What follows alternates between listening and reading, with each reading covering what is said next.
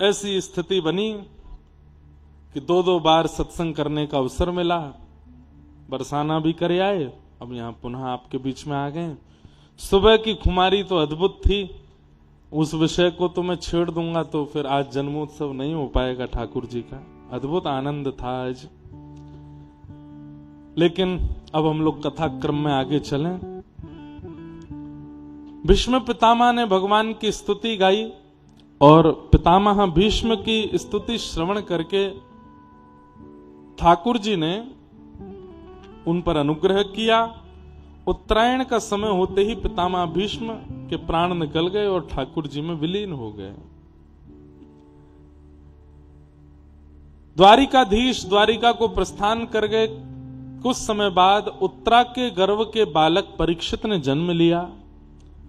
ब्राह्मणों ने आकर के उसका पूरा फलादेश किया,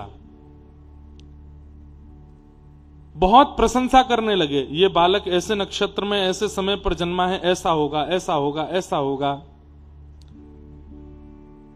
ये सब सुनकर के युधिष्ठिर जी महाराज बोले, महाराज इस बालक की केवल प्रशंसा किए जा रहे हो, क्या इसमें कोई दोष नहीं है? एक बात बहुत ध्यान से सुनिएगा, संसार में जन्म लेने वाला हर व्यक्ति दोष युक्त है, सबके अंदर दोष हैं, दोष विहीन कोई नहीं है संसार में।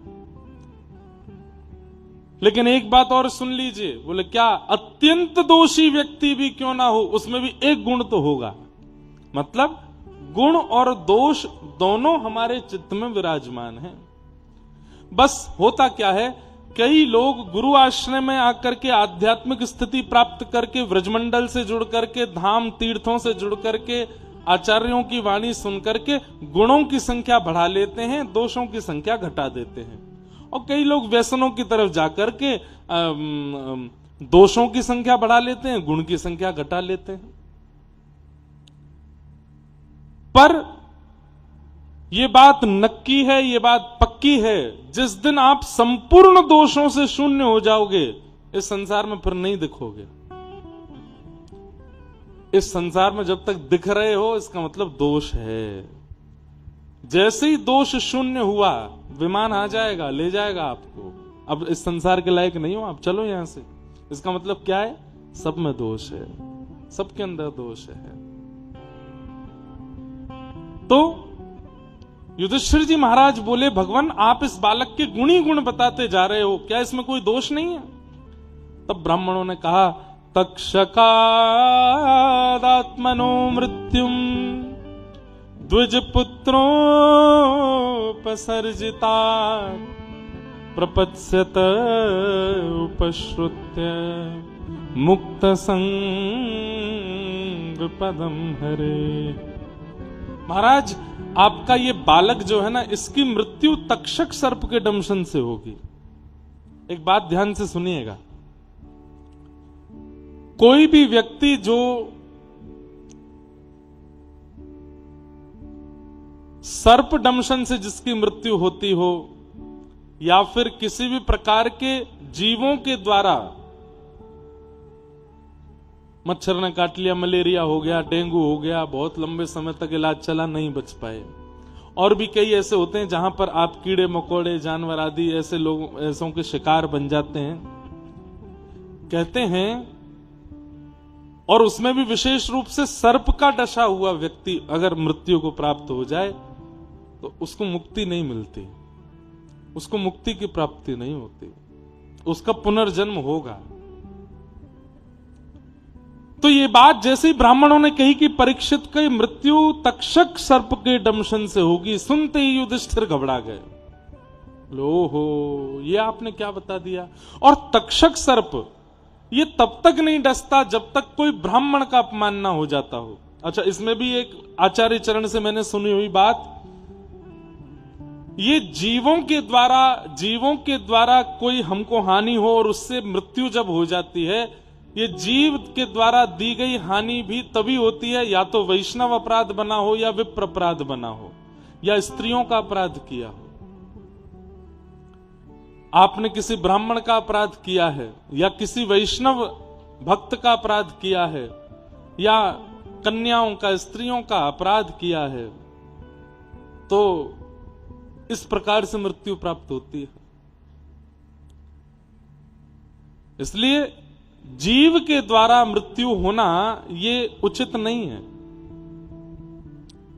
वैसे तो अकाल मृत्यु किसी भी प्रकार से हो वो उचित नहीं है, लेकिन ज्वर, पीड़ा, रोग और स्वाभाविक, ये फिर भी एक प्रकार का कारण है मृत्यु प्राप्त करने का। परंतु जीव हिंसा के द्वारा, जीव के द्वारा अगर आपके प्राण जाते हैं तो वो उचित नहीं माना जाता। और वो भी तक्षक सर्प तब डसेगा जब ब्राह्मण का अपमान हो। तो युधिष्ठिर तो सुन के बड़े घबरा गए, बोले महाराज इसका मतलब ये बालक ब्राह्मणों का अपमान करेगा।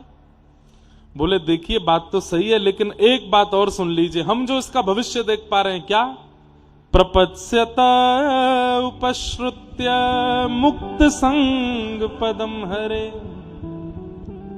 इसके जीवन में एक आचार्य आएंगे, एक गुरु आएंगे, और वो आचार्य चरण गुरु अपनी कृपा दृष्टि से इसको मुक्ति प्रदान करेंगे। तक्षक सर्प के दंशन के बाद भी इसको मुक्ति मिलेगी। क्यों? इसके जीवन में एक आचार्य होंगे। बंधुओं, कई लोगों के प्रश्न आते हैं, क्या जीवन में गुरु का होना आवश्यक है? बहुत आवश्यक है। गुरु कौन है? जो गु मतलब अंधकार, रू मतलब दूर करने वाला, जो अंधकार दूर करता हो, जो संसार की वास्तविकता बता देता हो, जो ठाकुर जी का परिचय करा देता हो, जो जीवन का उद्देश्य समझा देता हो, उसको गुरु कहते हैं। और वही गुरु यदि मंत्र दे करके, दीक्षा दे करके, एक प्रणाली देके, एक नियम देके आपको दीक्षित कर देते हैं, तो इसका मतलब क्या है? एक प्रकार से आपको वीजा दे दिया। अब कोई बिना वीजा के अगर विदेश जाना चाहे नहीं जा पाएगा। पासपोर्ट तो है उसके पास, लेकिन वीजा नहीं है, एंट्री कैसे मिलेगी? गुरु क्या करते हैं? शंख चक्र अंकित करके या फिर कंठी माला प्रदान करके, जिस जिस परंपरा में दीक्षाएं होती हैं वह करके आपको योग्य बनाते हैं ठाकुर जी के। इसलिए गुरु का होना जरूरी तो है। लेकिन गुरु भी दो प्रकार के होते हैं, दीक्षा गुरु और दिशा गुरु। कई बार आप दीक्षा ग्रहण नहीं कर पा रहे तो आप दिशा तो ले सकते हो। हम 10 वर्षों से दीक्षा नहीं दे रहे थे, पिछले वर्ष इतने ज्यादा, बस कहने पर बहुत ज्यादा कहने के बाद दीक्षा देना प्रारंभ किया। उससे पहले मन में भाव यही था कि अभी भी मैं बहुत बचता हूं, बहुत मतलब बचने का मतलब ऐसा है कि लोग कहते हैं दीक्षा चाहिए, तो मैं कहता हूं कथा सुनो, पहले कथा सुन करके उसका पालन करना प्रारंभ करो, जीवन को वैसा बनाओ जैसा हम कथा में बता रहे हैं। दिशा से अगर आप योग्य बन गए तो दीक्षा अपने आप हो जाएगी। तो गुरु का होना आवश्यक तो है। गोपियों के रास बिहार के बीच से ठाकुर जी अंतर ध्यान हो गए, क्योंकि गोपियां बिना गुरु के आई हैं। गुरु कौन है? श्री राधा रानी। और तब विरह करते करते करते करते जब किशोरी जी की शरण में गई, किशोरी जी ने कहा गोपी गीत गाओ, गोपी गीत गाया, तुरंत ठाकुर जी फिर प्रकट हो गए। इसका मतलब क्या है? गुरु होना आवश्यक है, पर गुरु बनाए किसको? आजकल प्रभाव देख करके आकर्षण बन जाता है,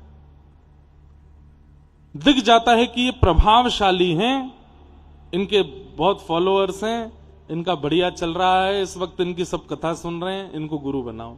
ऐसे लोग ज्यादा आते हैं हमारे पास। प्रभाव देख करके गुरु नहीं बनाना है, स्वभाव देख करके गुरु बनाना। और गुरु कौन है? परिचय ले लीजिए। गुरु वही जो हरि सो मिलावे, जो अपने तक सीमित रखे, वो गुरु नहीं। स्वयं तो मध्यस्थ रहा, लेकिन आपको ठाकुर जी से मिला दिया, वो गुरु। जिसकी वाणी सुनकर, जिसके वचन सुन के, जिसकी उपस्थिति होते ही, जिसका दर्शन करके ठाकुर जी प्रिय लगने लगे, वो गुरु है। जिसकी उपस्थिति होते ही, जिसकी वाणी सुनते ही, जिसकी कथा श्रवण करते ही, जिसका दर्शन करते ही धाम प्रिय लगने लगता हो, वो गुरु है। अरे जिसकी उपस्थिति होते ही, जिसको प्रणाम करते ही अपने दोषों को त्यागने की इच्छा प्रकट होने लग जाती हो, वो गुरु है। कितने सारे बालक ऐसे हैं, हमारे शिष्य भी हैं, क्या व्यसन नहीं था जो नहीं किया उन्होंने, लेकिन सब छोड़ दिए। और 2-3 तो मुस्लिम भी हैं जिन्होंने दीक्षा ग्रहण की अपने घर से छुप करके, घर वालों से बच करके। वे लोग रात्रि 2 बजे 3 बजे उठ करके नाम जप करते हैं, 3-4 बजे उठ करके तिलक स्वरूप लगाते हैं, ठाकुर जी की सेवा करते हैं, घर वालों के उठने से पहले नहा धो के फिर सो जाते हैं, घर वालों को पता ही नहीं चलता। अंतर्निष्ठ भक्ति करते हैं। ऐसे ऐसे भी भक्त हैं।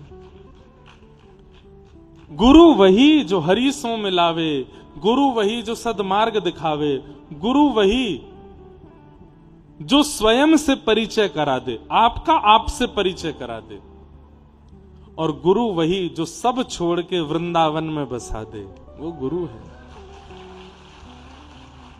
बस मन करता है कि चलें अब। रहते तो अलवर हैं, लेकिन प्राण हमारा वहां बसत है, प्राण हमारा वहां बसत है। यहाँ तो खाली खो, यहाँ तो खाली को, ओ मात पिता परिवार सोई है, मात पिता परिवार सोई है। ओ कहिए तिनका तोड़ वाला, कहिए तिनका तोड़। अरे हाँ मैं बैरागन हूँगी, मैं बैरागन हूँगी। लाला बैठ जाओ, अभी हम नहीं गाएंगे, कथा बहुत बच्ची है। हो बाला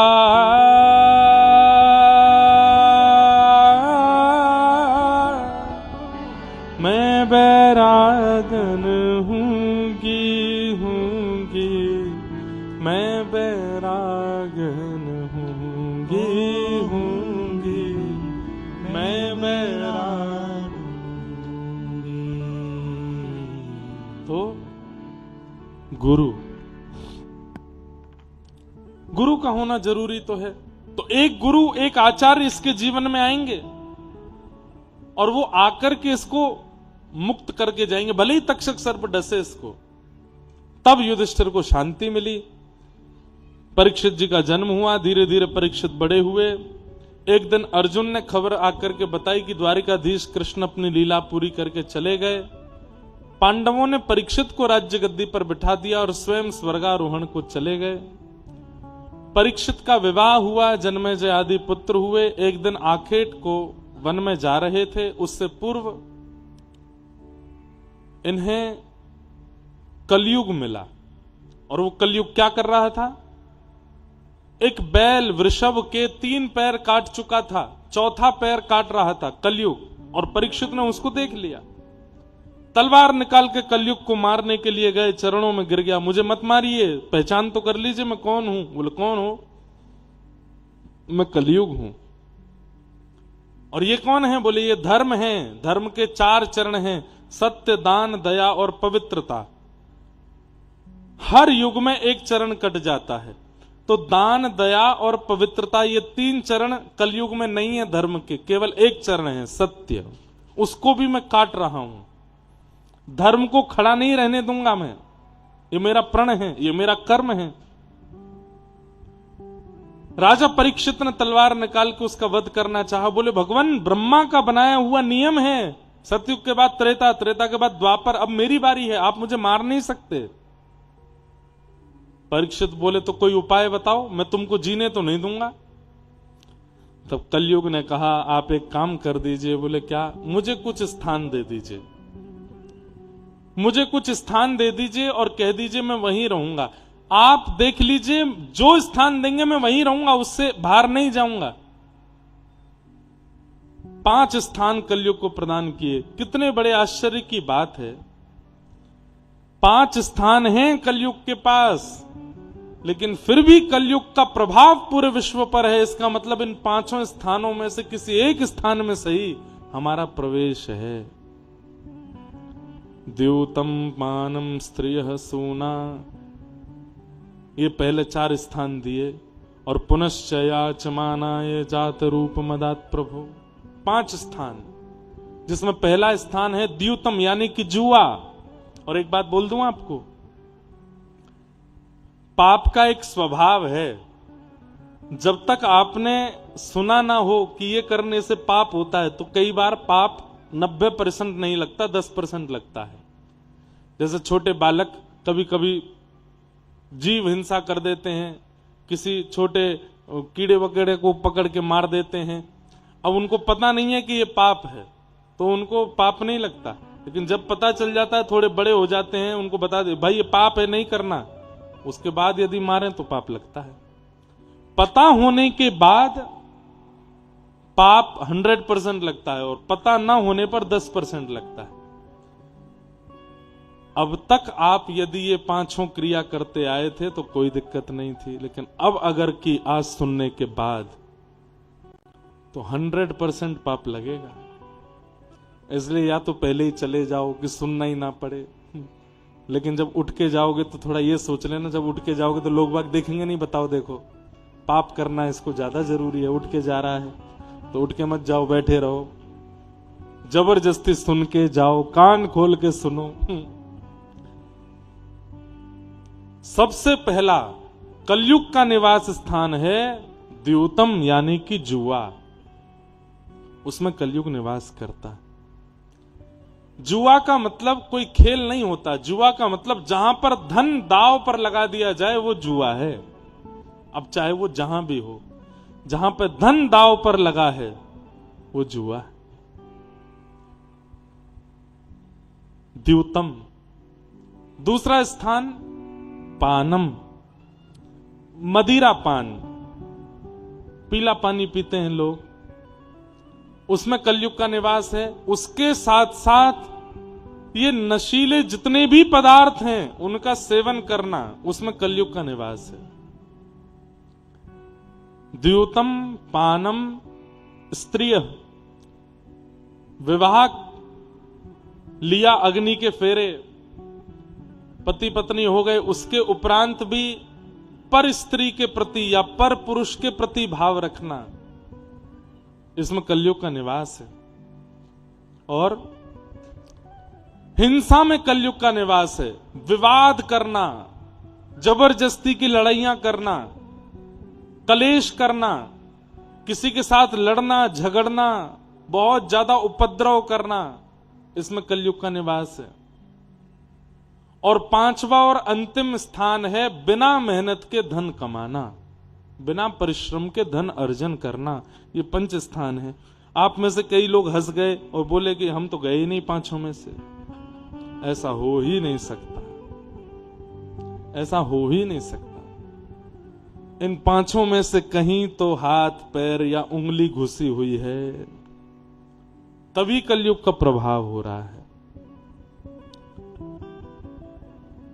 या तो धन दांव पर लगा है, या फिर हमारा मुख का भोजन शुद्ध नहीं है, पानम में लगे हुए हैं, कोई नशीला पदार्थ आदि कुछ सेवन करते हैं।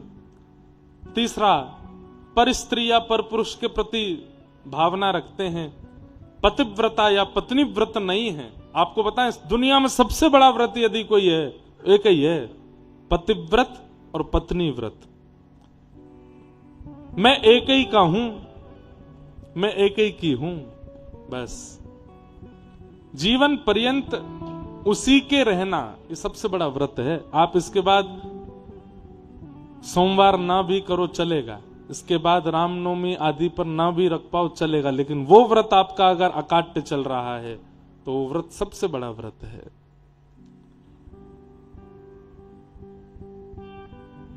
स्त्रिय सूना, हिंसा ना करना। कई लोग हैं छोटी छोटी बात पर विवाद करते हैं, लड़ते हैं, झगड़ते हैं, उनको आनंद आता है, उनको मजा आता है कि लड़ाई हो, इसका मूड फूटे, 2-4 लोग भिड़ जाएं आपस में, इसके कपड़े फटें, इसके बाल खींचें, पुलिस आवे, थोड़ी लाठी बरसे, तब तो थोड़ा मजा आवेगा। कई लोग ऐसे होते हैं। कथा में भी कई लोगों का ऐसा भाव होता है, महाराज जी ज्यादा रस की बात नहीं, थोड़ा मार धाड़ भी थोड़ी सुनाया करो। भीम दुर्योधन का युद्ध कैसा हुआ, गदा वदा कैसी चल रही थी, बाण वाण उठा करके कैसे चलाए गए, थोड़ा ये भी। कई लोग पिक्चर और वो देखते हैं, उसमें भी उनको वही देखनी जिसमें जो है थोड़ी मारपीट हो रही हो, वो वाली पिक्चर दिखाओ जिसमें थोड़ी मारपीट हो, खून खराबा हो रहा हो। अरे आप करते नहीं है लेकिन आपको देखना प्रिय है, तो भी आप उस स्थिति में हो। हिंसा। द्यूतम पानम स्त्रिय सूना, और 5वां है बिना मेहनत के कमाया गया धन। इसमें तो लगभग हम सब हैं, बिना मेहनत के कमाए गए धन में हम सब हैं। हमारे पूज्य नाना जी कहते थे, लाला हम कथा वक्ता हैं, हमको सहज में ही लोग कुछ भी दे जाते हैं, तो बोले इसकी भरपाई केवल ये होगी कि खूब मेहनत करके ठाकुर जी का मंगल मंगल यश सुना करके भक्त बनाओ, तो ही तुम धन पचा पाओगे, नहीं तो नहीं पचा पाओगे। बिना मेहनत के कमाए गए धन में कलयुग का निवास है। इन 5 स्थानों से जो व्यक्ति बच गया उस पर कलयुग का कोई प्रभाव नहीं पड़ेगा, नहीं होगा। द्यूतम पानम स्त्रिय सूना, यत्रा धर्मश्चतुर्विध, पुनश्च याचमानाय जात रूप मदात प्रभो।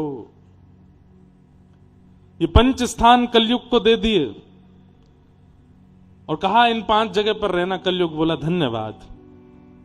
लेकिन इतना हंस करके कलयुग जा रहा था, परीक्षित बोले मैंने 5 छोटे से स्थान दिए फिर भी तुम हंस रहे हो। बोले देखना प्रभु, कलयुग जब प्रचंड स्थिति में आएगा, ये 5 स्थान से बाहर नहीं जाऊंगा मैं, फिर भी लोग मेरा ही आस्वादन करेंगे, मेरे ही आश्रय में रहेंगे। बंधुओं, मैं आप सब लोग तो कथा सुनने वाले लोग हैं, हम लोगों को ज्यादा नहीं पता, लेकिन आप संसार में बाहर निकल करके देखो, कई देश ऐसे हैं, कई नहीं लगभग देश ऐसे हैं, वहां पर बिना मांस के भोजन ही नहीं होता है।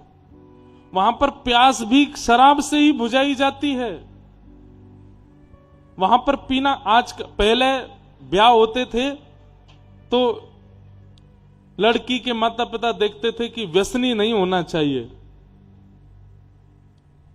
व्यसनी नहीं होना चाहिए जिससे हमारी बेटी का ब्याह हो। और अब अगर माता पिता को कोई जाके बता देना, बोले तुमने अपनी बेटी का जहां ब्याह पक्का किया है ना, वो लड़का थोड़ा कभी कभी पी लेता है, अब कभी कभी तो चलता है, आजकल का जमाना है, क्या करें, और करने दो, कोई बात नहीं।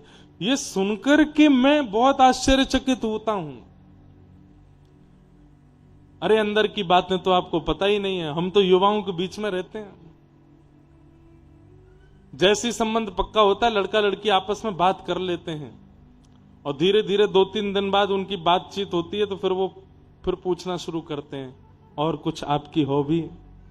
बोले देखो अब तो तुम मेरी मित्र बन गई हो, हमारा विवाह भी होने वाला है, तुमसे क्या छुपाऊं, ये वाला हमको पीना अच्छा लगता है। फिर वो सामने से कहती मैं कॉल करूं, और करो, ये सेम मुझे भी पसंद है, दोनों पिया करेंगे। अब एक विवाह में हम गए थे और माताजी पिताजी हमारे अच्छे श्रोता थे, उनके पुत्र के ब्याह में गए, तो जैसे ही मंच पे फोटो खिंचाने गए तो दुल्हा दुल्हन दोनों से दुर्गंध आ रही थी। मैंने कि दोनों पिए खड़े हैं, बताओ अब मैं क्या बोलूं वहां पे। ऐसी स्थिति होती जा रही है संसार की। बहुत भयावह समय आएगा बंधुओं, कुछ समय बाद ऐसी स्थिति आने वाली है कि हम क्या बताएं, आपको कुछ कह नहीं सकते हैं। बस अभी जो समय है, इस समय में हरि नाम लेकर के, गोविंद नाम लेकर के, कृष्ण नाम लेकर के, बस इस संसार से जल्दी निकल लो, यहां से जल्दी निपट लो। ये संसार में दोबारा आना नहीं है, बहुत खतरनाक है ये संसार। हरि नाम से तेरा काम बनेगा, हरि नाम से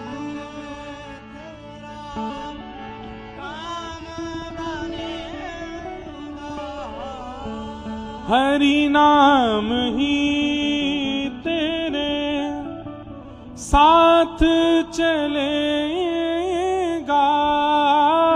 हरि नाम ही तेरे साथ चलेगा। हरि नाम, हरि का भजन करो, हरि है हमारा, हरि का भजन करो, हरि है हमारा। तो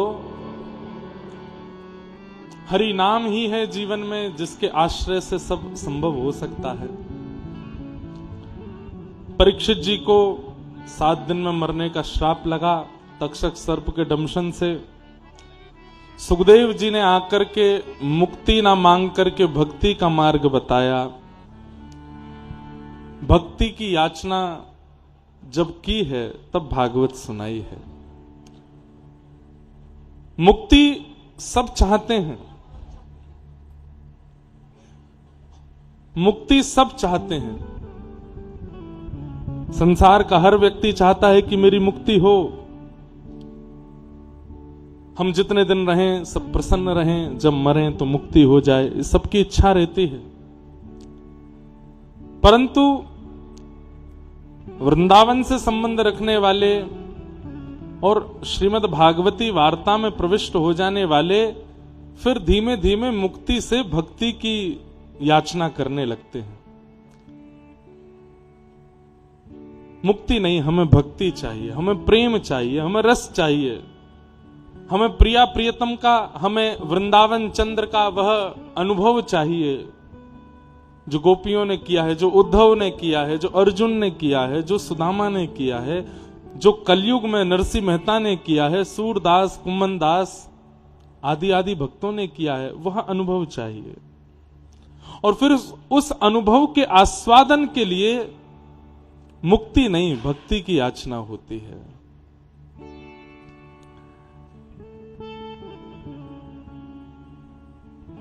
परीक्षित जी महाराज को श्री सुखदेव जी महाराज आदि आदि प्रसंग श्रवण करा रहे हैं।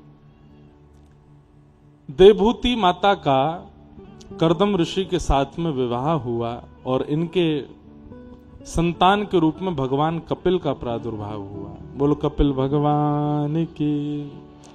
कपिल भगवान का माता देवभूति के साथ में दिव्य संवाद हुआ, जहां देवभूति माता अपने जीवन के कई प्रसंग प्रश्न रूप में करती हैं कि निर्वेणा नितराम भूमन असद इंद्रियत क्षणात् येन संभाव्यमानेन प्रपन्नान्धं तम प्रभो। निर्वेणा नितराम भूमन असद इंद्रिय दर्शनात्। ठाकुर जी से पूछ रही हैं ऐसा कोई उपाय बताइए जिससे मेरी सारी इंद्रियां इच्छा रहित हो जाएं। आंखों को देखने की इच्छा होती है, सुंदर सुंदर देख, कितना भी सुंदर दिखा लो, लेकिन इच्छा कभी पूरी नहीं होती, 4 दिन बाद फिर होने लगती है। जीव को कुछ भी पवा दो, लेकिन कुछ दिन बाद जीव की पुनः इच्छा प्रकट हो जाती है। हाथों को कितना भी सुंदर स्पर्श करा दो, पर कुछ समय के पश्चात यह त्वचा भी स्पर्श की कामना करने लगती है। और इन्हीं इच्छाओं की पूर्ति में ही हमारा जीवन निकल रहा है। कोई व्यक्ति नेत्र सुख में ही जीवन निकाल रहा है, कोई व्यक्ति स्वाद के सुख में ही जीवन निकाल रहा है। एक बार एक व्यक्ति हमारे जीवन में ऐसे मिले, उनके साथ में एयरपोर्ट जा रहा था, सुबह सुबह नाश्ता किया, खूब पेट भर के आलू के परांठे खाए, हमने भी पाए, उन्होंने भी पाए। तो दूर था एयरपोर्ट, 100 किलोमीटर था, तो बीच में एक जगह रुके निवृत्त होने के लिए। तो जैसे ही हम बाहर आए तो वो सेठ जी चक्कर लगा रहे थे बाहर। मैंने क्या हो गया?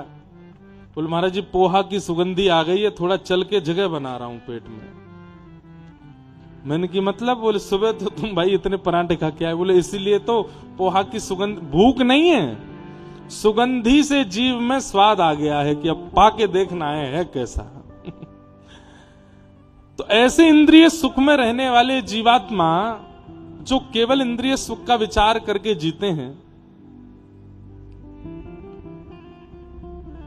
इंद्रियां कभी अपनी इच्छाएं समाप्त नहीं करती, बल्कि बढ़ती जाती हैं और बढ़ती चली जाती हैं। अलवर की कचौड़ी कढ़ी, कढ़ी कचौड़ी है, यहीं पे मिलती है क्या? मैंने तो किसी को सुना था बोलते हुए, यहीं मिलती है कढ़ी कचौड़ी है? कल हमारे लिए लाओगे? यहां पर हम इंद्रिय सुख नाश करवा रहे हैं, तुम हमको इंद्रिय सुख में डाल रहे हो।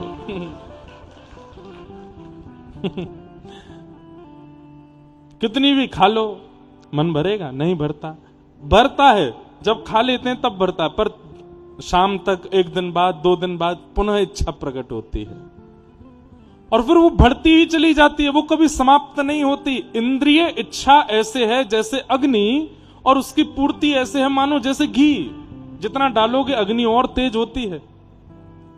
और दिक्कत तब होती है जब बुढ़ापा आ जाता है, बीमारियां लग जाती हैं, इंद्रियां शिथिल हो जाती हैं, उस समय इच्छाएं बहुत होती हैं पर कर कुछ नहीं पाते, फिर उदास, हताश और बीमार रहने लगते हैं।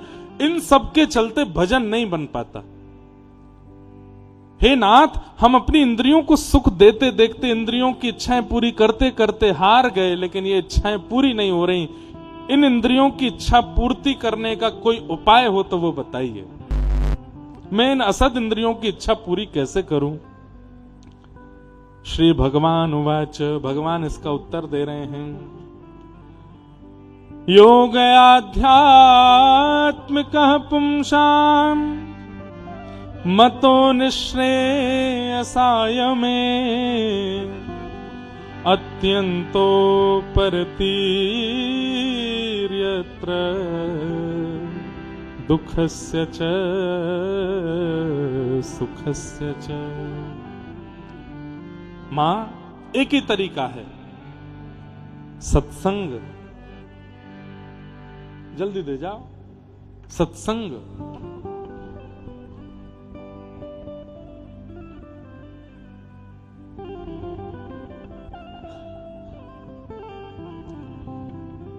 एक ही तरीका है, आध्यात्मिक योग यानी कि सत्संग।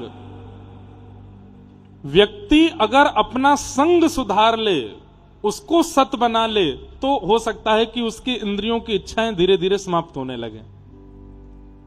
बहुत सावधानी से सब लोग इधर देखो, कथा श्रवण करो ध्यान से। आप कितना भी व्यसन करते हैं, अब कोई व्यक्ति तंबाकू खाता है, कोई उल्टा सीधा कुछ और कुछ भी करता है, 4 संत अगर उसके जीवन उसकी गाड़ी में आके बैठ जाएं, भैया चलो हमको तुम डीग तक छोड़ देना, वो अलवर से डीग तक जहां वो 3-4 पुड़िया खाने की उसकी आदत है, खाएगा? नहीं खा सकता। इच्छा बहुत होगी, लेकिन उसकी अंतरात्मा कहेगी, अरे पापी, बगल में देख कौन बैठा है, यहां नहीं खाना है, इनके सामने नहीं खाना है। सोचिए, अलवर से डीग तक आपकी गाड़ी में बैठने वाले एक महापुरुष के कृपा से, उनकी केवल बैठने मात्र से आप व्यसन का त्याग कर रहे हो। यदि संपूर्ण जीवन में एक महापुरुष आ जाए तो क्या व्यसन नहीं जाएगा? क्या व्यसन नहीं छूटेगा? सत्संग, सत्पुरुषानाम संग इति संग, सत्संग। एक सत्पुरुष का जीवन में आना, उसको सत्संग कहते हैं। अब दूसरी बात सुनो, वस्त्रों से भी सत्संग होता है। आप कैसे कपड़े पहनते हैं, कैसी हेयर स्टाइल रखते हैं, कैसा अपना गेटअप बना के रखते हैं, उससे भी पता चलता है सत्संग होगा कि नहीं होगा। बहुत स्टाइलिश रहते हैं महाराज, बालों में 5 प्रकार के रंग लगवाते हैं, आगे कुछ पीछे कुछ।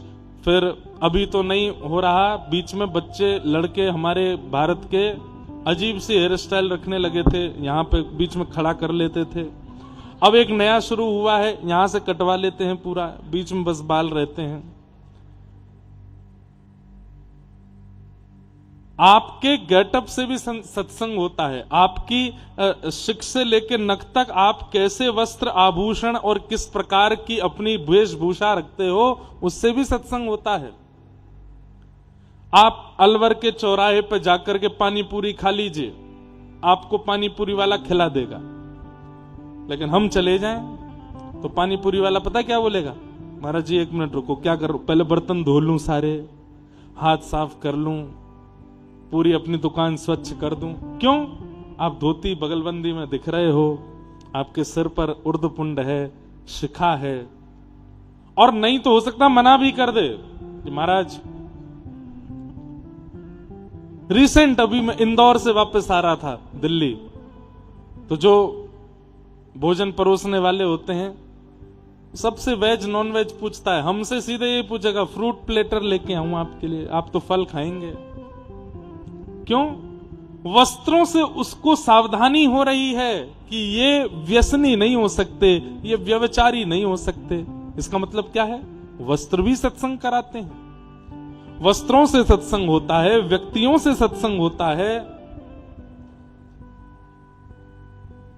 ये सब सत्संग का स्वरूप है।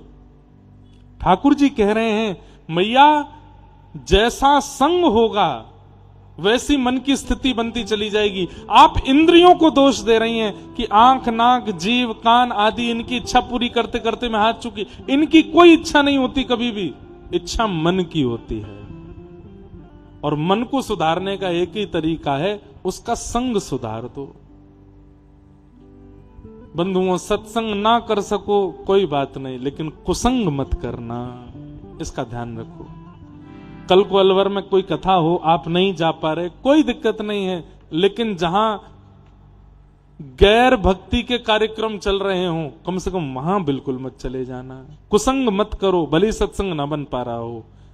कुसंग का त्याग सबसे बड़ा सत्संग है। जाके संग कुमति उपजत है, पड़त भजन में भंग। जाके संग कुमति उपजत है, पड़त भजन में भंग। तजोरे मन हरि विमुखन को। यदि केकई मैया ने मंथरा का संग नहीं किया होता तो राम जी का वनवास कभी नहीं होता। मंथरा ने उनकी बुद्धि बिगाड़ी।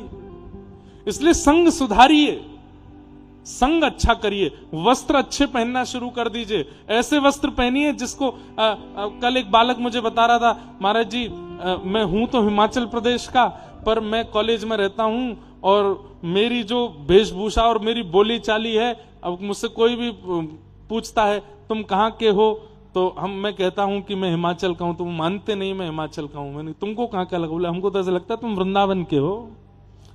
मैंने कहा कितना बड़े, इससे बड़ी उपलब्धि तुम्हारी कुछ नहीं हो सकती कि लोग तुम्हारी बोली चाली, उठना बैठना, चलने फिरने से तुमको वृंदावन वाला मानते हैं। हमारी पहचान वृंदावन से हो जाए, हमारी पहचान। अब हम जाते हैं कहीं भी, हमको देख करके व्यक्ति अपने आप बोलने लगता है राधे राधे, वृंदावन से आए महाराज जी। तो अब आप गए महाराज, पूरे अपने बटन वटन खोल खाल करके और अजीब सी हेयर स्टाइल बना करके, मूंछों में विचित्र सा रंग लगा करके, अजीब से वस्त्र पहन करके, कोई राधे राधे नहीं बोलेगा। फिर आपको good morning sir, good night, यही बोलेंगे। सत्संग का प्रभाव आपकी बाह्य वेशभूषा से भी होता है, आपके व्यक्ति के साथ रहने से भी होता है। उसको यदि सुधार लिया जाए तो मन फिर व्यसनों की प्रति भागेगा नहीं, एकाग्र होने लगेगा, एक चित्त होने लगेगा। मैया को भगवान इस प्रकार अनेक विषयों के बारे में समझाते हैं। सब भावों को सुनाते हुए ठाकुर जी ने सुंदर देवूति संवाद यहां सुनाया। कपिल देवूति संवाद हुआ। तत्पश्चात भगवान के परम भक्त श्री ध्रुव जी महाराज का मंगल चरित्र आता है, जहां 5 वर्ष की अवस्था में सौतेली मां की डांट से विचलित हो गए श्री ध्रुव जी। लेकिन इनकी मैया ने कहा, डरते क्यों? क्या कहा सौतेली मां ने? बोले मां ने कहा कि पिता की गोद में बैठना है तो वन में जाके भगवान का भजन करो, भगवान प्रसन्न होकर कहें वरदान मांगो तो कहना छोटी मां के गर्भ से मेरा जन्म हो जाए, और जब मेरे गर्भ से जन्म लेके आओगे तब बैठोगे पिता की गोद में। मां ने कहा बेटा हंस बनो। मां ने क्या कहा बेटा? हंस बनो। हंस का स्वभाव है कि पानी और दूध मिला दिए जाएं तो हंस दूध पी जाता है, पानी छोड़ देता है। व्यक्ति कुछ भी बोल रहा है, कुछ भी कर रहा है, उसमें पानी क्या है? त्याज्य, छोड़ने वाली चीज छोड़ दीजिए। आप केवल दूध दूध लीजिए, अच्छा अच्छा क्या था वो सिंचन करो। तुम्हारी सौतेली मां ने क्या कहा? उसमें त्याज्य वस्तु त्यागो, स्वीकार्य वस्तु यह है कि वन में जाके भगवान का भजन करके उनको प्राप्त करो। वन में जाओ। तुरंत श्री ध्रुव जी महाराज वन को गए। नारद जी महाराज ने आकर के द्वादशाक्षर मंत्र प्रदान किया। नमो भगवते तुभ्यं वासुदेवाय धीमहि प्रद्युम्नानिरुद्धाय नमः शंकर्षणाय च। ओम नमो भगवते वासुदेवाय। श्री ध्रुव जी महाराज ने 5 महीने तक इस मंत्र का जाप किया और 5 महीने के बाद हंस पर साक्षात गरुण पर विराजमान होकर के श्री हरि नारायण शंख चक्र गदा पद्म धारण करके श्री ध्रुव जी महाराज के सन्मुख प्रकट हो गए। बोलो भक्त वत्सल भगवान की। कहते हैं जैसे ही ध्रुव जी महाराज के सामने ठाकुर जी 5 महीना में आ गए तो जितने भी संत जन तपस्या में बैठे थे सब अपने कमंडल लेके भागने लगे। क्यों? हमको 1000 साल हो गए, 100 साल हो गए, 500 साल हो गए, 800 साल हो गए, हमको नहीं मिले, इसको 5 महीना में मिल गए। बंधुओं, एक बात हमेशा याद रखिएगा, किसी व्यक्ति को यदि बहुत कम उम्र में कुछ प्राप्त हो रहा है, इसका मतलब क्या है? पूर्व जन्म का प्रारब्ध है। वो पूर्व जन्म में मेहनत करके आ चुका है, परिश्रम करके आ चुका है। कुछ वर्षों का परिश्रम रह गया था, इस जन्म में किया, जल्दी मिल गया। कई लोग 70-70, 80-80 वर्ष की उम्र तक अपना घर नहीं बना पाते, और आजकल YouTube पर वीडियो बनाने वाले छोटे छोटे 20-20 साल के बच्चे गाड़ी खरीद लाते हैं। कैसे? कहीं ना कहीं ये प्रारब्ध का खेल है। उस व्यक्ति ने शायद अपने पूर्व जन्म में एक झोंपड़ी में ही निवास किया होगा, बहुत परिश्रम किया होगा, उसका परिश्रम कुछ समय का रह गया था, इस जन्म में वो कुछ समय पूर्ण होते ही प्राप्त हो गया। ऐसे ही ध्रुव जी महाराज का एक जन्म का भजन नहीं है, अनेक जन्मों से ध्रुव जी अनेक जन्म लेकर के भगवान का भजन करते जा रहे थे, और करते करते 5 महीने के भजन और शेष रह गया था। तभी प्राण त्याग कर वे ध्रुव बन करके आए। एक उत्तानपाद नाम के राजा के यहां पुत्र के रूप में जन्म लिया और 5 महीने का शेष भजन पूर्ण करके ठाकुर जी को प्राप्त कर लिया। तो किसी किसी के जीवन में बाल अवस्था में भक्ति आ जाती हो, कोई 70 साल तक भी भक्त नहीं बन पाते। अभिप्राय इसमें 2 हैं, या तो कभी कभी प्रारब्ध काम आता है या गुरु कृपा काम आती है। गुरु कृपा से यदि देख लें, कृपा भर के यदि देख लें, तो हो सकता है कि एक दिन में भी काम बन जाए, बात बन जाए। या फिर कभी कभी प्रारब्ध से भक्ति जागृत होती है। ध्रुव जी महाराज ने 5 महीने में ठाकुर जी को प्रकट किया और श्री ठाकुर जी ने उनके गाल से संग स्पर्श कराया। ध्रुव जी ने भगवान की स्तुति गाई, और स्तुति गाते हुए श्री ध्रुव जी महाराज ठाकुर जी से एक बहुत सुंदर बात कहते हैं। भक्ति मुहु प्रवहताम त्वयि में प्रसंगो भूयादनंत महताम ममलाशयानाम येनांजसोल्वणमुरुव्यसनम भवाब्धिम निश्चय भवद्गुण कथामृत पान मत्त। बंधुओं देखो, सब लोग इधर देखो, हर भक्त की एक प्रणाली है भक्ति करने की। सबरी की भक्ति में प्रधानता प्रतीक्षा की है, प्रतीक्षा ही उनका भजन है। सूरदास जी की भक्ति में प्रधानता उनकी लेखनी है। गोस्वामी तुलसीदास जी की भक्ति में प्रधानता उनकी लेखनी है। मीराबाई के भक्ति में प्रधानता विरह है। लेकिन श्री ध्रुव जी महाराज अपनी भक्ति में एक विशेषता मांग रहे हैं ठाकुर जी से। क्या? बोले मुझे व्यसन लग जाए, एडिक्शन हो जाए। किस चीज का? बोले आपकी कथा का। भगवान बोले ये नया शब्द बोल रहे हो, व्यसनम भवाब्धिम, व्यसन क्यों मांग रहे हो? तो श्री ध्रुव जी महाराज कहते हैं, बोले ठाकुर जी व्यसनी व्यक्ति बहुत अच्छा होता है। बोले क्यों? वो घूम घूम करके व्यसन करता है। व्यसनी व्यक्ति जिसको लत लग गई हो किसी वस्तु की, वो बस मौका ढूंढता है, मुझे मौका मिले और मैं वो करूं, मौका मिले तो मैं करूं, मौका मिले तो मैं करूं। ऐसे ही नाथ मुझे भक्ति का व्यसन लग जाए और मैं बस मौका ही ढूंढता रहा करूं, कब हरि नाम जप लूं, कब वृंदावन चला जाऊं, कब कथा सुन लूं, कब संतों को प्रणाम कर लूं। मांगना है तो ठाकुर जी से भक्ति का व्यसन मांगो, मुझे व्यसन लग जाए। हाँ, व्यसनम भवाब्धम। ठाकुर जी ने ध्रुव जी महाराज पर कृपा की। 36,000 वर्ष तक ध्रुव जी ने राज्य किया। तत्पश्चात विमान आया और श्री ध्रुव जी महाराज मृत्यु के सिर पर चरण पधराते हुए भगवत धाम को प्रस्थान कर गए। ध्रुव जी के वंश में राजा अंग, उनके बेटा बैन को ऋषियों ने मार दिया, तो उनके शरीर के घर्षण से भगवान पृथु प्रकट हुए, जिनके कारण धरती का नाम पृथ्वी कहा गया। हमें कृष्ण जन्म की ओर चलना है।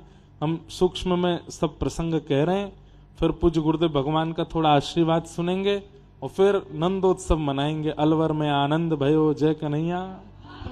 हाँ, आज इतना उधम मचाएंगे कि महाराज बस आपके जगन्नाथ महाप्रभु जो हैं वो भी नृत्य करने लगे मंदिर में।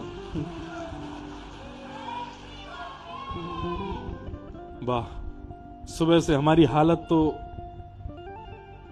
एक एक जो है नस हमारी हो गई है, लेकिन हमारे पूज्य गुरुदेव भगवान बैठे हैं। आपने 2 सत्र की कथाएं की हैं। अभी लगभग पिछले 10 वर्षों से 12 वर्षों से एक सत्र की कथा हो रही। उससे पहले तो सुबह 9 से 12, 3 से 6 कथा होती थी। पूज्य गुरुदेव भगवान ने तो लगभग 50 वर्ष तक वैसी ही कथाएं की हैं। हम एक ही दिन में हार मान गए। सुबह कथा करके शाम को पस्त से हो रहे हैं। लेकिन कथा में थकान नहीं है, थकान है आने जाने की और रात्रि विश्राम ना करने की। तो लेकिन ठाकुर जी की कथा सब जो जीवन की थाक को मिटा दे उसी को तो कथा कहते हैं। कथा का उल्टा क्या होता है? थाक। जो जीवन की थकान को दूर कर दे, मन की बुद्धि के थकान को दूर करे, वही तो कथा है।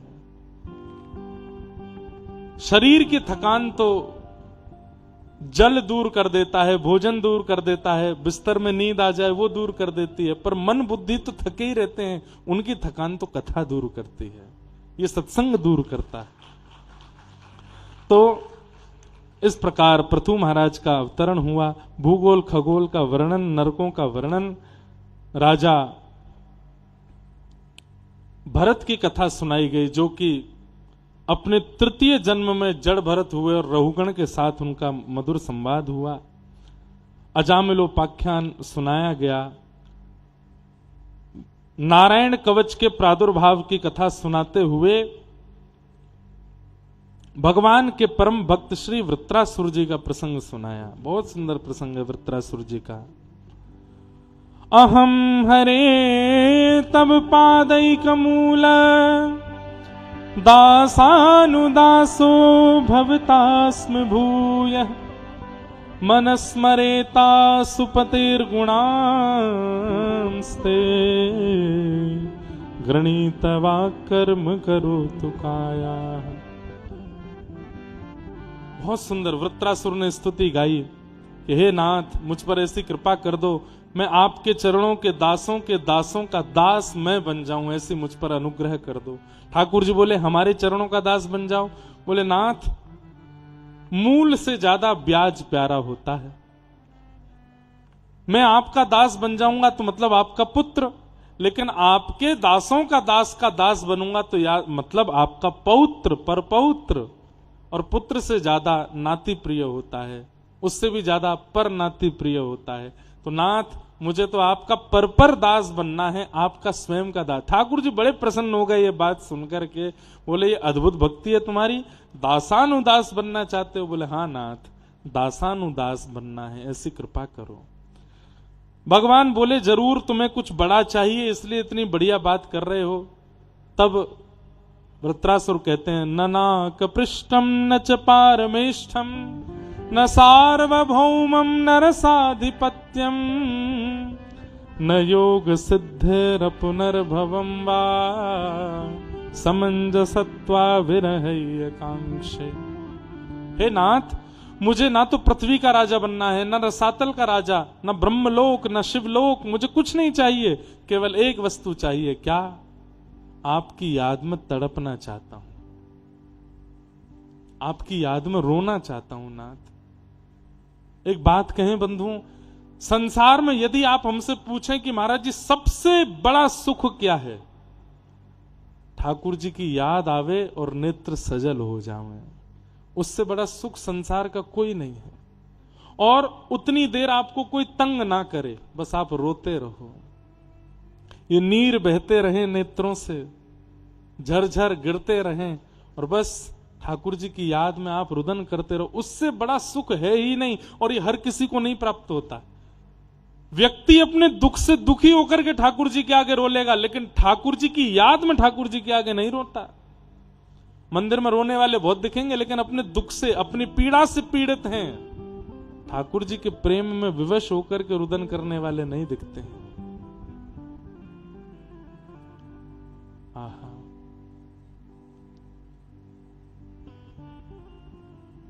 तुम्हारी याद आती है, तुम्हारी याद आती है, बताओ क्या करें मोहन, तुम्हारी याद आती है, बताओ क्या करें मोहन।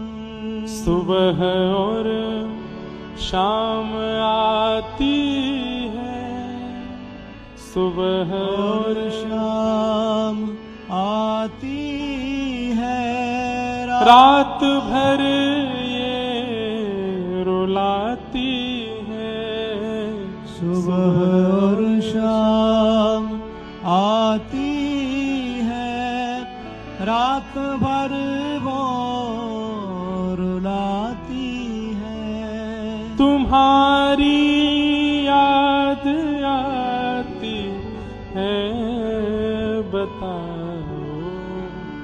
क्या करें मोहन, तुम्हारी याद आती है, बताओ क्या करें मोहन। हो चैन हमको नहीं आता, बताओ क्या करें मोहन, चैन हमको नहीं आता, बताओ क्या करें मोहन। विरह सबको प्राप्त नहीं होता। ठाकुर जी कृपा करके संयोग दे देते हैं, लेकिन वियोग नहीं देते। वियोग सबको नहीं देते। जिससे अति अति प्रेम होता है उसको ठाकुर जी वियोग प्रदान करते हैं, और वियोग में व्यक्ति केवल कृष्ण विरह में रुदन करता है। ठाकुर जी किशोरी जी से कहते हैं, हे श्यामाजू, मैं आपको ब्रजवासीन को छोड़ करके मथुरा चलो गयो, इतनो विरह दे करके गयो, मैं चाहूं कि मैं फिर से पृथ्वी पर जाऊं और जा विरह को आपने और ब्रजवासीन ने सहन कियो, वो विरह मैं सह करके आऊं। प्रिया जी बोली, रहने दो, नहीं कर पाओगे। नहीं नहीं नहीं प्रिया जी, आपको मुझको अपने चित्त को विरह देना पड़ेगा। प्रिया जी बोली, मैं कह रही हूं रहने दो, आप नहीं सह पाओगे। ठाकुर जी बोले, नहीं नहीं प्रिया जी, कृपा करो, मेरे वियोग में जो विरह आपने सहा वो मुझे दीजिए। जब बहुत जिद करी ठाकुर जी ने, तो प्रिया जी ने अपने चित्त में कृष्ण विरह जो था वो ठाकुर जी को दिया, और राधा कृष्ण मिलित तनु श्री चैतन्य महाप्रभु प्रकट हुए। जहां तन तो है श्री कृष्ण का, लेकिन विरह है श्री राधा रानी का चित्त में। केवल रुदन ही किया है, अपने संपूर्ण जीवन काल में कृष्ण विरह में, कृष्ण याद में। विरह अद्भुत है। हमारे आज जिनके यहाँ प्रवचन था सुबह, पूज्य विनोद बाबा महाराज, उनके नेत्रों से 24 घंटे अश्रुधार गिरते ही रहे। वो हंस रहे हैं, बोल रहे हैं, तब भी अश्रु गिरते ही रहते हैं नेत्रों से। ऐसा कैसे हो सकता है? इतना विरह की स्थिति में आज हमने बाबा से कही, बाबा आप बस एक कृपा कर दो, प्रेम सरोवर पर कथा सुनाई है तो वैसे तो चाहेंगे कि आप बस कृपा की कोर हम पर कर दो, लेकिन ये सब तो श्रोता हैं, इन पे करो ना करो ये आपकी इच्छा, पर मैं वक्ता हूं तो मैं तो दक्षिणा के रूप में मांग रहा हूं कि आप अपनी कृपा की कोर मुंह पे करो, नेक अपनो जैसो प्रेम विरह हमको भी प्रदान करो। अद्भुत है कृष्ण प्रेम, सबको प्राप्त नहीं होता है ऐसा विरह। ठाकुर जी का मीराबाई को प्राप्त हुआ था, बस रोती ही रही जीवन भर। वह सुख पाना चाहते हैं वृत्रासुर। ठाकुर जी से कह रहे हैं, समंजसत्वा विरहय कांक्षे, कृपा करके मुझे विरह दे दीजिए, मैं आपके विरह में रोना तड़पना विलखना चाहता हूं। ठाकुर जी बोले, विरह क्यों चाहिए, संयोग क्यों नहीं चाहिए? बहुत ध्यान से सुनिएगा। वृत्रासुर कहते हैं, नाथ संयोग होगा तो आप मेरे सामने आ जाओगे तो केवल 2 नेत्रों को दिखोगे, लेकिन वियोग होते ही जब आप चले जाओगे तो रोम रोम को दिखाई दोगे, अंग अंग को अनुभव होगे, बुद्धि को, मन को, मति को, सबको कृष्ण कृष्ण कृष्ण कृष्ण कृष्ण कृष्ण का ही अनुभव होता रहेगा। ये देखो श्याम, ये देखो श्याम, यही तो है मेरे जीवन प्राण, ये देखो श्याम। स्थिति ऐसी हो जाएगी। देखो श्याम। अरे जगन्नाथ मंदिर में, राधा रमण मंदिर में ठाकुर जी दिखेंगे ना, जहां देखोगे वहां दिखाई देंगे। नैनाभिराम बंक मुस्कान, नैनाभिराम बंक मुस्कान, बोह मरोड़ लजावत काम, बोह मरोड़ लजावत काम। ये देखो श्याम, ये देखो श्याम, यही तो है मेरे जीवन प्राण। ये देखो श्याम, ये देखो श्याम, यही तो है मेरे जीवन प्राण। विरह मांगा वृत्रासुर ने, भगवान ने वृत्रासुर पर कृपा की। तत्पश्चात इनके पूर्व जन्म चित्रकेतु नाम था इनका, उसकी कथा सुनाई गई। आगे श्री प्रहलाद जी का चरित्र सुनाया, जहां भगवान खम्भ से नृसिंह बनकर के प्रकट हुए और श्री प्रहलाद जी महाराज पर अनुग्रह किया। बलि वामन अवतार की मधुर कथा सुनाई गई। देवासुर संग्राम, गजेंद्र मोक्ष का चरित्र सुनाया गया। तत्पश्चात सूर्यवंश के राजाओं की कथा सुनाई, गंगा अवतरण आदि सब प्रसंग सुने और प्रभु श्री राम का प्रादुर्भाव सुनाया। गुरुवर थे त्यक्त राज्यो व्यचरदनुवनम पद्म पद्भ्याम प्रियाया, पाणिस्पर्शा क्षमाभ्याम व्रजत पथरुजो यो हरिन्द्रानुजाभ्याम, वैरूप्या शूर्पणख्या प्रिय विरहरुष रोपिता ब्रूविजंभ, तस्ताब्धिर्वद्ध सेतु खलदवदहन कौशलेन्द्रोवतान्न। बोला राजा रामचंद्र भगवान की जय।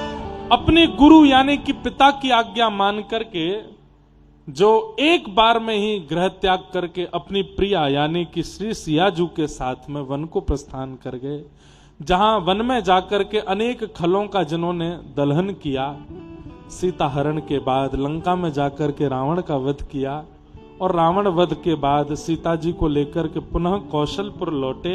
ऐसे प्रभु श्री राम को हम बारंबार प्रणाम। एक श्लोक में संपूर्ण राम कथा सुना करके श्री सुखदेव जी ने 2 अध्याय में श्री राम कथा सुनाई। इस वर्ष राम कथा का क्रम तो नहीं है, लेकिन आगामी 11 से 17 जनवरी 2027 प्यारे गिरधर लाल जी का जन्मोत्सव और ब्याहुला जो इस बार बरसाना में मनाया गया था, आगामी 11 से 17 जनवरी इस बार ठाकुर जी का जन्मोत्सव और ब्याह की वर्षगांठ श्री चित्रकूट धाम में मनाई जाएगी। और वहां हम श्री राम कथा सुनाएंगे। बहुत सुंदर है राम कथा, इतना आनंद आता है राम कथा सुनाने में। पिछले साल तक तो नियम था हर साल एक कहते, पूज्य गुरुदेव भगवान भी ऐसा ही करते थे, हर वर्ष 1 या 2 राम कथा कहते। अद्भुत आनंद आता है राम कथा सुनाने में। श्रीमद् भागवत जी में एक छोटा सा प्रसंग है राम कथा का, वो सुना करके फिर हम अपनी वाणी को करेंगे विराम। पूज्य गुरुदेव भगवान 2 शब्द में कुछ अपने आशीष आपको देंगे और फिर हम नंदोत्सव मना करके आज का उत्सव करेंगे। भागवत जी में एक छोटा प्रसंग आता है कि जब रावण को वध करके प्रभु श्री राम वापस अयोध्या आए तो राज्याभिषेक हुआ, और राज्याभिषेक के बाद में असंख्य ब्राह्मण राम जी को आशीष देने के लिए आए। अब ब्राह्मण आशीर्वाद दे तो उसको कुछ दक्षिणा देनी चाहिए, तो राम जी दक्षिणा वितरण कर रहे हैं। लेकिन दक्षिणा वितरण करते करते करते करते दिनों दिन निकल गए, लेकिन ब्राह्मणों की कतार अभी भी लंबी चलती जा रही, आते ही जा रहे हैं। तो देखते ही देखते राम जी बोले, भैया अब दक्षिणा तो लगभग, अब ऐसा तो नहीं है समाप्त हो गई होगी, लेकिन राम जी कुछ करना चाह रहे हैं लीला। दक्षिणा वितरण करते करते अचानक से लक्ष्मण जी आए, बोले भैया जी तय खानों में से तो दक्षिणा विश्राम हो गई, अब कुछ और योजना करनी पड़ेगी, ठोस सोना गहने आदि ये सब देने पड़ेंगे, ब्राह्मण तो बहुत हैं। तो राम जी बोले ठीक है। लक्ष्मण जी ने अपने कुछ आभूषण दिए, राम जी ने वो भी दक्षिणा में दे दिए, भरत जी ने दिए वो भी दे दिए, उनकी पत्नियों ने दिए वो भी दे दिए, दक्षिणा दे रहे हैं। अंत तो गत्वा सीता जी से कहा, बोले आप भी दो। सीता जी ने भी अपने आभूषण आदि उतार के दिए, वो भी दक्षिणा में दे दिए। ब्राह्मणों की संख्या अभी बढ़ती जा रही है। राम जी बोले अब क्या दें, अपने कड़ूला उतार के दे दिए, गले के हार उतार के दे दिए। ब्राह्मण आते ही जा रहे हैं। सिंहासन उठा के दे दिया, बोले लो अयोध्या का सिंहासन दान में। अगले आए तो मुकुट उतार के दे दिया। वशिष्ठ जी बैठे बैठे देख रहे हैं, बोले अभी अभी इनका राज्याभिषेक हुआ है, अभी अभी राजा बने, मुकुट पहना है, दान कर दिया मुकुट बैठते ही। अब जब ब्राह्मण देवता आए तो फिर ठाकुर जी बोले अब क्या दें।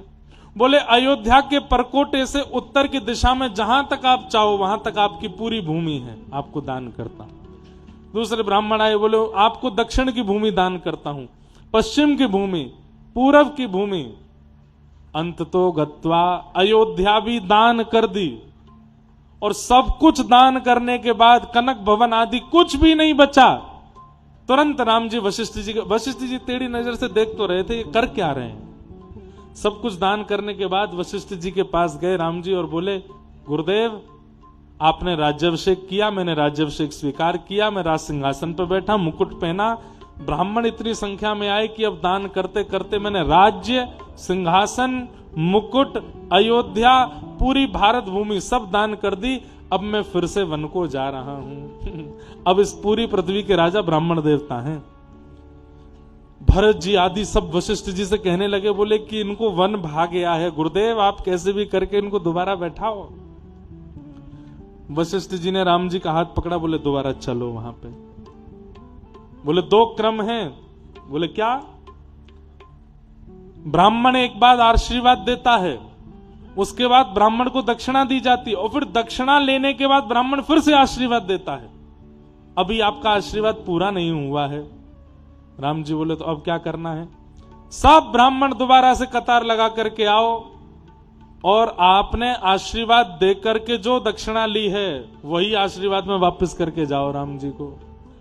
सब ब्राह्मण आए, दोबारा सिंहासन दे करके गए, सिर पर मुकुट पहना के गए, गले में आभूषण दे करके गए।